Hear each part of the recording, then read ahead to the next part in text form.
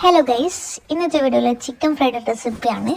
വേഗത്തിൽ ഉണ്ടാക്കാൻ പറ്റിയ ടേസ്റ്റി ആയിട്ടുള്ള ചിക്കൻ ഫ്രൈ ചെയ്ത് നിങ്ങളുടെ ഫീഡ്ബാക്ക് കമൻറ്റിൽ പറയൂ.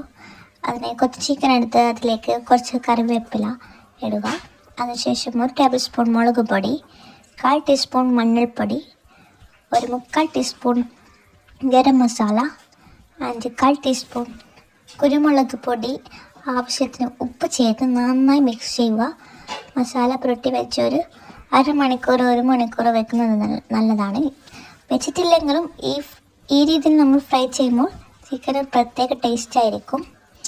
അതിനുശേഷം സീക്രട്ട് ഇൻഗ്രീഡിയൻ്റായ വെളുത്തുള്ളി ചതച്ചിടുക. വെളുത്തുള്ളി ഫുള്ളായി ചതക്കണമെന്നില്ല, ജസ്റ്റ് 2 ഉള്ളി വെളുത്തുള്ളി മാത്രം ചതച്ചിട്ട് ചിക്കൻ